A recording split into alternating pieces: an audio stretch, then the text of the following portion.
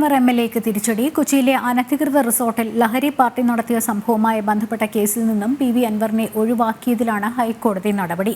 അൻവറിനെതിരായ പരാതി പരിശോധിച്ച് തീരുമാനമെടുക്കാൻ ആഭ്യന്തര സെക്രട്ടറിക്ക് കോടതി നിർദ്ദേശം നൽകി. വിവരങ്ങളുമായി രേഷ്മ ബാബു ചേരുന്നുണ്ട്. രേഷ്മ, വിവരങ്ങൾ.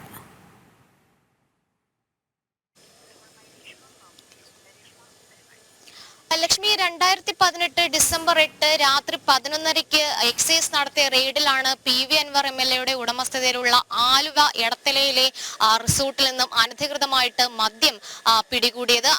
ആ മദ്യം സൂക്ഷിച്ച 5 പേരെ അറസ്റ്റ് ചെയ്യുകയും ചെയ്തിരുന്നു. പക്ഷേ ഈ കേസിൽ നിന്ന് എംഎൽഎ, അതായത് അൻവർ എംഎൽഎ ഒഴിവാക്കിയ ഒരു നടപടിയുണ്ട്. ഈ നടപടിയിൽ കൃത്യമായിട്ടുള്ള അന്വേഷണം ആവശ്യപ്പെട്ടുകൊണ്ട് മലപ്പുറം സ്വദേശിയായിട്ടുള്ള വിവരാവകാശ പ്രവർത്തകൻ കെ.വി. ഷാജി നേരത്തെ ആഭ്യന്തര വകുപ്പ് സെക്രട്ടറിക്ക് പരാതി നൽകിയിരുന്നു. പക്ഷെ ആ പരാതിയിൽ കൃത്യമായിട്ടുള്ള നടപടികളോ അല്ലെങ്കിൽ പരാതി പരിഗണിച്ചുകൊണ്ടുള്ള ഒരു തീരുമാനമോ സ്വീകരിച്ചിരുന്നില്ല. തുടർന്നാണ് ഇയാൾ ഹൈക്കോടതിയെ സമീപിച്ചത്. നിലവിൽ ഹൈക്കോടതിയുടെ ഭാഗത്തു നിന്നും ഇടപെടൽ ഉണ്ടായിരിക്കുകയാണ്. ആഭ്യന്തര വകുപ്പ് സെക്രട്ടറി ഈ പ്രസ്തുത പരാതിന്മേൽ 4 ആഴ്ചയ്ക്കുള്ളിൽ, അതായത് 1 മാസത്തിനുള്ളിൽ തീരുമാനം എടുക്കണമെന്നാണ് ജസ്റ്റിസ് കെ ബാബു ഉത്തരവിട്ടിരിക്കുന്നത്.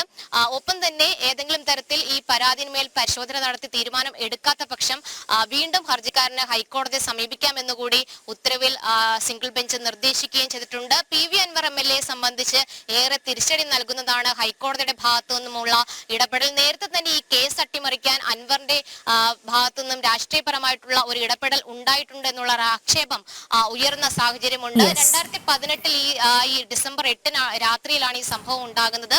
സാധാരണഗതിയിൽ അല്ലെങ്കിൽ നിയമപ്രകാരം, അബ്കാരി നിയമപ്രകാരം ഏതെങ്കിലും കെട്ടിടത്തിൽ നിന്ന് അനധികൃതമായിട്ട് സൂക്ഷിച്ച മദ്യം പിടികൂടുകയോ അല്ലെങ്കിൽ അത് വിതരണം ചെയ്തതുമായി ബന്ധപ്പെട്ട് കേസെടുക്കുകയോ ചെയ്തു കഴിഞ്ഞാൽ അതിന്റെ ആ കെട്ടിടത്തിന്റെ ഉടമസ്ഥനെതിരെയും കേസെടുത്തുകൊണ്ടുള്ള അന്വേഷണത്തിലേക്ക് കടക്കാം. പക്ഷെ ഇവിടെ ഈ കെട്ടിടം സൂക്ഷിപ്പുകാരനെ സാക്ഷിയാക്കിക്കൊണ്ടുള്ള ഒരു കുറ്റപത്രമാണ് ചോദ്യം ചെയ്യാൻ പോലും എക്സൈസിന് സാധിക്കാത്തൊരു സാഹചര്യമുണ്ട്. കേസന്വേഷണം അങ്ങനെ അട്ടിമറിക്കപ്പെടുകയായിരുന്നു. രേഷ്മ ബാബുവാണ് വിവരങ്ങൾ നൽകിയത്.